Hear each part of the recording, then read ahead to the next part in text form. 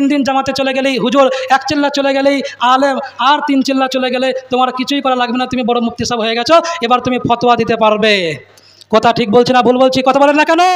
বা আপনারা মাইন্ড করবেন না, আমি কিন্তু তবলিগ বিরোধী নয়, আমি তবলিগ বিরোধী নয়, আমি তবলিগের সাথীদেরকে বাঁচাতে চাই। আপনারা বাঁচুন। ফাঁসির কাস্টে ঝুলানো হবে, তার কিছুক্ষণ আগে সেই কারাগারের যিনি ইমাম ছিলেন, ইমামকে পাঠানো হলো, আর বলা হলো যাও আল্লামা সৈয়দকে তুমি কালেমা পড়িয়ে এসো, তাকে কালেমার তালকিন করে এসো, কালেমা পড়িয়ে এসো।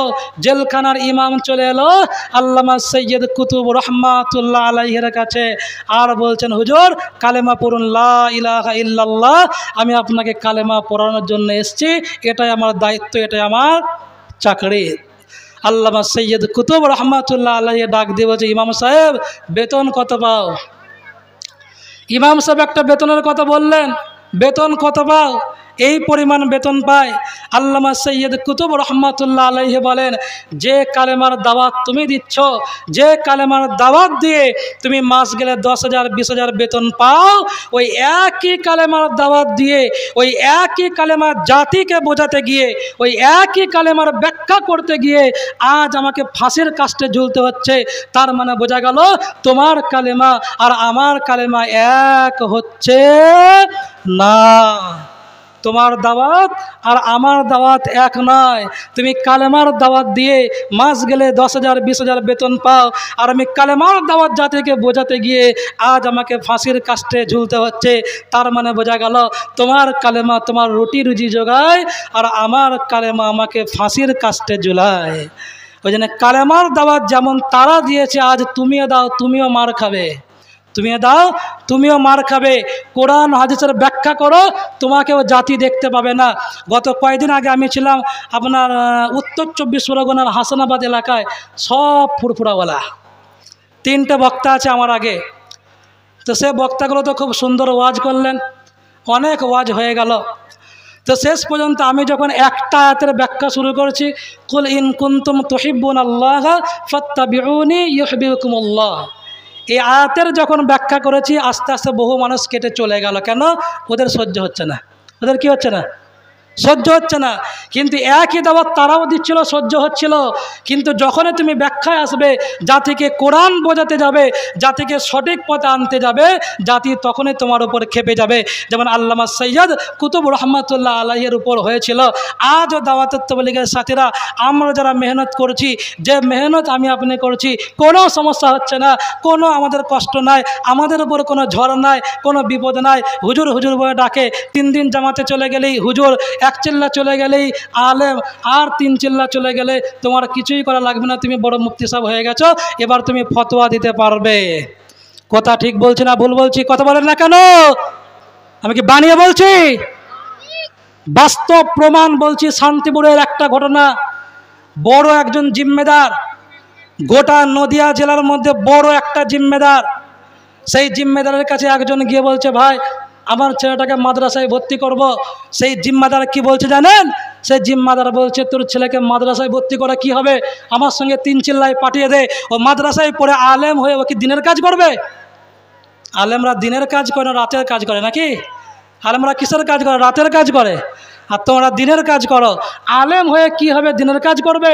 আমার সঙ্গে 3 চিল্লা পাঠিয়ে দে, ও বড় আলেম হয়ে চলে আসবে। এই যদি হয় একটা জিম্মাদারের কথা, এইবার বলেন যে 3 চিল্লায় গিয়ে কি আলেম হচ্ছে না? হচ্ছে না? মুফতি সাহেব হচ্ছে না? হচ্ছে না? আর একটা ছোট্ট কারগুজারি দিই, ভোলাডাঙ্গা বলে একটা এলাকায়, সেখানে ইজতেমা হচ্ছে। উনি বাবু মুফতি সাহেব বয়ান করছেন, কেমন এক্সাম্পল জাতিকে দিচ্ছেন, কিভাবে আলেম থেকে জাতিকে পৃথক করার চিন্তা ভাবনা, কিভাবে আলেম থেকে আমকে পৃথক করার চিন্তা ভাবনা তিনি এইভাবে উদাহরণ দিচ্ছেন, এইভাবে মগজ ধোলাই করছেন সাথীদেরকে। বলছেন, সাথী কই বলো তো, এইটা বলো তো, নামাজের এই মাসালাটা কি হবে? তো সাথী বলে দিল। এখন একটা ছেলে মাদ্রাসায় পড়ে, সে হিফজ বিভাগে পড়েছে। কি বিভাগে? হিফজ বিভাগে পড়েছে। কয়েক পারা বেচারি হিফজ করেছে। তো তার এমন কি আর জ্ঞান হয়েছে ইসলাম সম্পর্কে? এখন তো ভালো ভালো হাফেজদেরও ইসলাম সম্পর্কে পূর্ণাঙ্গ জ্ঞান আছে? নেই। তো সে বাচ্চা কয়েকদিন মাদ্রাসায় পড়ে কয়েক পারা হিফজ করেছে, তাকে বলছে, বাবু তুমি বলো তো এই মশলাটা তো বলছে হুজুর আমি জানি না, চুপ হয়ে গেছে। তখন তিনি উদাহরণ দিয়ে বলছে, দেখো এই যে মাদ্রাসায় ছেলেটা পড়ে, ওকে ধরলাম ও বলতে পারলো না, আর আমার এই যে 3 দিনের সাথী থাকে ওকে ধরলাম ও বলে দিল, তাহলে মাদ্রাসায় পড়িয়ে কি হবে? বলছে ইলেম তো গরু ছাগলের আছে, এলেম তো গরু ছাগলের আছে। আলেমদের এলেমকে গরু ছাগলের সঙ্গে তুলনা করছে। হাইব্রিড খচ্চর হয়ে গেছে। কি খচ্চর হয়ে গেছে? হাইব্রিড খচ্চর হয়ে গেছে। শয়তানের আর মেহনত করার প্রয়োজনে একাই যথেষ্ট, ও জাতিকে একাই গুমরা করে দেবে। আল্লাহ রসুলের পর থেকে এ যাবৎ পর্যন্ত শয়তানের সবচাইতে বড় চক্রান্ত, আলেম থেকে আমকে পৃথক করে দাও। আলেম থেকে কি করো? আমকে পৃথক করে দাও।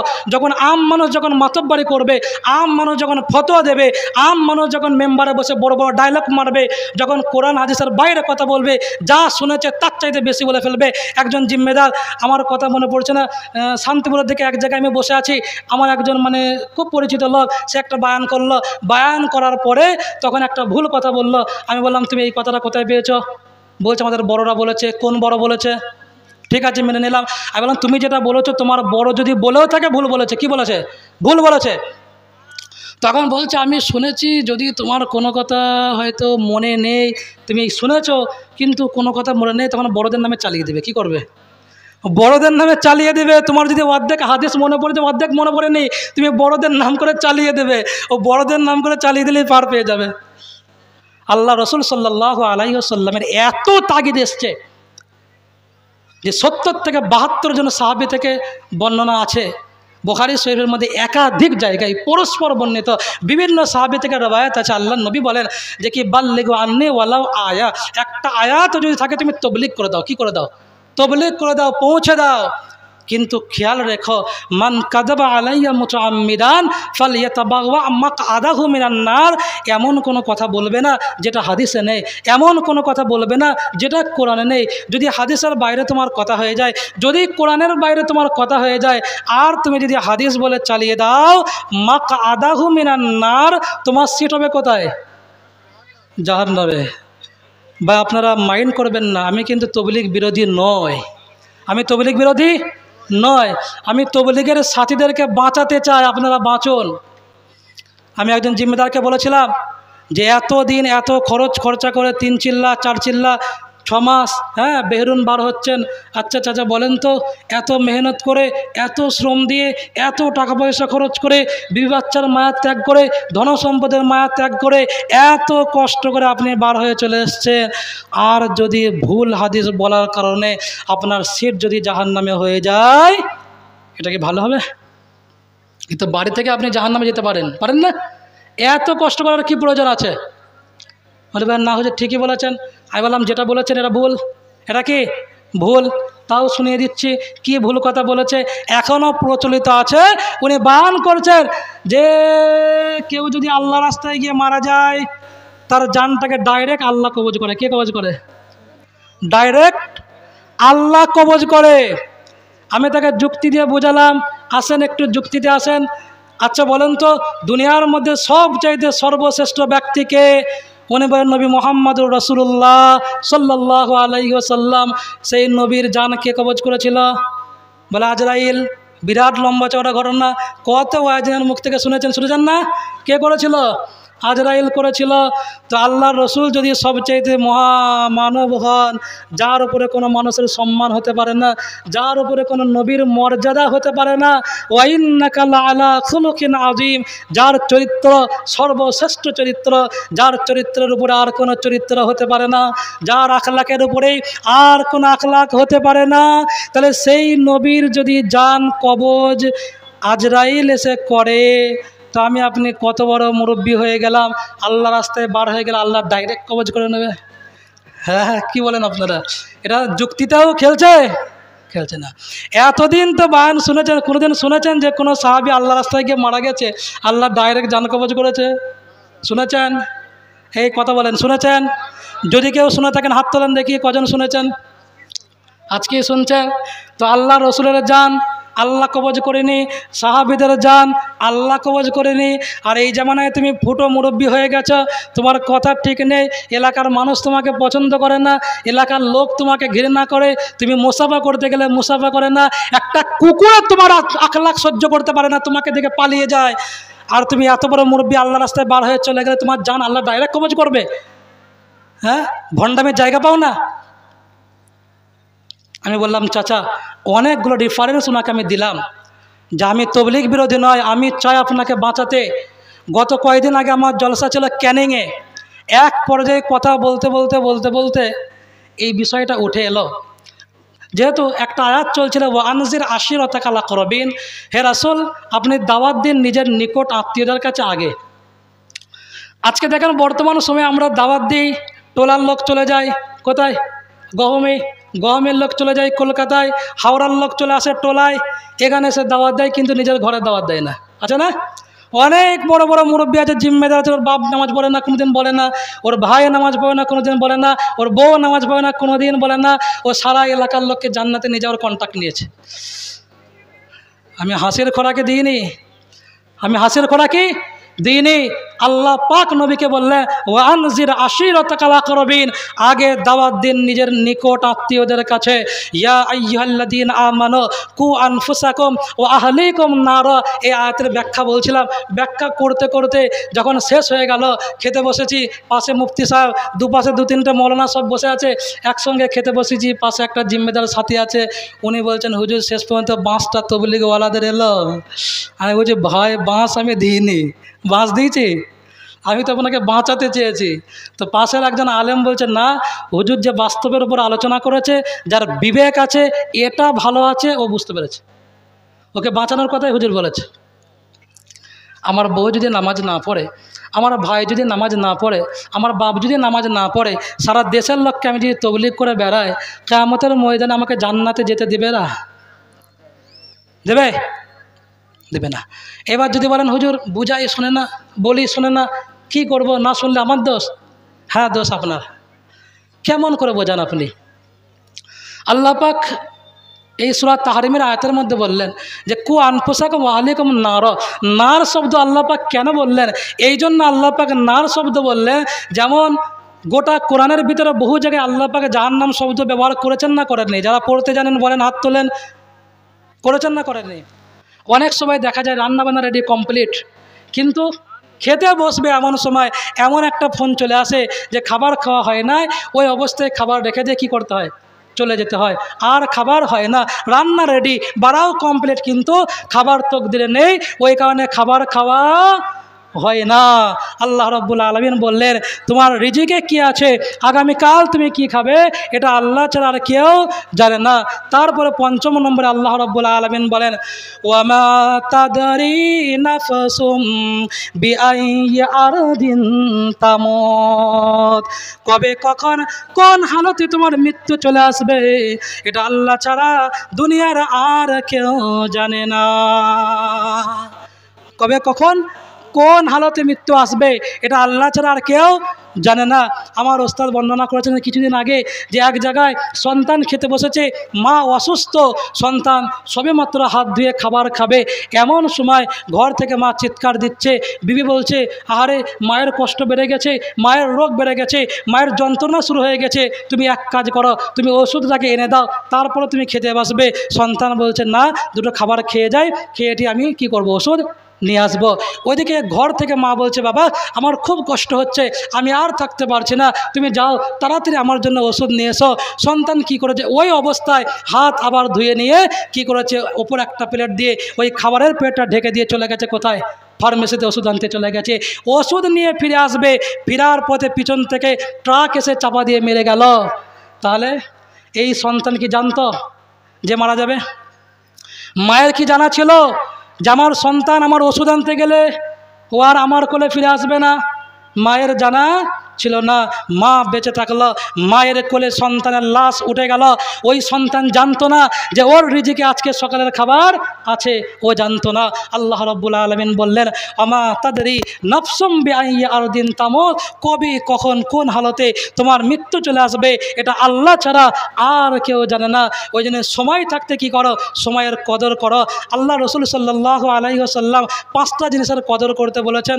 ভাই সময় আমার হয়ে গেছে, আমাদের আকাঙ্ক্ষিত প্রধান বক্তা চলে এসেছেন, আমি বুঝতে পারছি আপনাদের আর ভালো লাগছে না। লাগছে?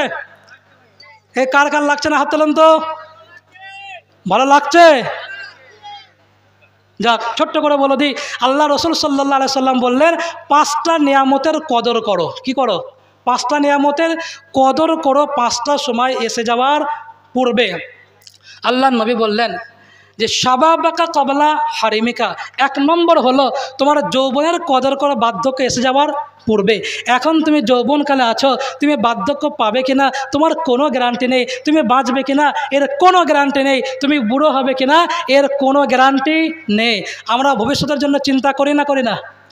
ভবিষ্যতের জন্য চিন্তা আমরা সবাই করি। ওই জন্য কী করি, এখন থেকে 100, 200, 500 করে ব্যাংকে জমায় না। কি বলি যে ভাই এখন থেকে জমিয়ে রেখে দিই, বয়স হয়ে গেলে ছেলে খেতে দিবে কে না দেবে অত চিন্তা মাথায় হেডেক কে নেবে। ওই জন্য ভবিষ্যতের চিন্তা করো, ব্যাংকে টাকা জমাও, বুড়ো হয়ে যাব, চিন্তা থাকবে না, 200, 500 করে তুলবো আর দিন চলে যাবে, কোনো টেনশন থাকবে না, ভবিষ্যৎ সাকসেসফুল হয়ে যাবে। কিন্তু হুজ্জাতুল্লাহুল বালেগা কিতাবের মধ্যে লিখেছেন কাল কটা? 3টে, পাস্ট, প্রেজেন্ট, ফিউচার। 3টে কাল। একটা কাল অতীতকাল, একটা কাল বর্তমানকাল, একটা কাল ভবিষ্যৎকাল। অতীতকাল আমরা কোনটাকে বলি? যেটা কাল চলে গেছে গত হয়ে, তাই তো? এটাকে আমরা কি বলি? গতকাল, মানে অতীত হয়ে গেছে। আর এখন আমরা রয়েছে কি? প্রেজেন্ট, বর্তমানে রয়েছি, আমরা এটাকে কি বলি? বর্তমানকাল। বর্তমান মানে আমি প্রেজেন্ট রয়েছি। আর ভবিষ্যৎ কোনটাকে আমরা বলি? আগামীতে যেটা আসছে। আমি বুড়ো হয়ে যাব, আমার ছেলে খেতে দিবে কি না দেবে, এখন থেকে জমাও, তৈরি করো, ছেলেকে উচ্চশিক্ষায় শিক্ষিত করতে হবে, এখন থেকে তৈরি করো, এটা কি? ভবিষ্যৎ। কিন্তু হুজ্জাতুল্লাহুল বালেগা কিতাবের মধ্যে লেখক লিখেছেন যে কাল 3টে, কিন্তু ভবিষ্যৎকাল আর বর্তমানকাল আর অতীতকাল, এই 3টে কাল নিয়ে তিনি চমৎকার কথা বলেছেন। অতীতকাল তিনি বলেছেন যে অতীতকাল হলো আমাদের ওই কালটা যেটা আমাদের রুহের জগতে কেটে গেছে। আল্লাহ পাক যখন জিজ্ঞাসা করেছিলেন আলাস্তু বিরব্বিকুম, বলো আমি কি তোমাদের রব নই? আমরা বলেছিলাম ক্বালু বালা, অফকোর্স আপনি আমাদের রব। তিনি লিখছেন যে ওটা আমাদের অতীতকাল। ওটা আমাদের কি কাল? অতীতকাল। আর এখন যেটা আমরা বর্তমান বেঁচে আছি, হুজ্জাতুল্লাহুল বালেগা কিতাবের মধ্যে আছে, আমি যেই দিন মায়ের গর্ভ থেকে বাইর হয়ে দুনিয়াতে পদার্পণ করেছি, আমার বর্তমান কাল শুরু হয়ে গেছে। বর্তমান কাল শুরু হয়ে গেছে। আর আমার ভবিষ্যৎকাল হলো কোনটা?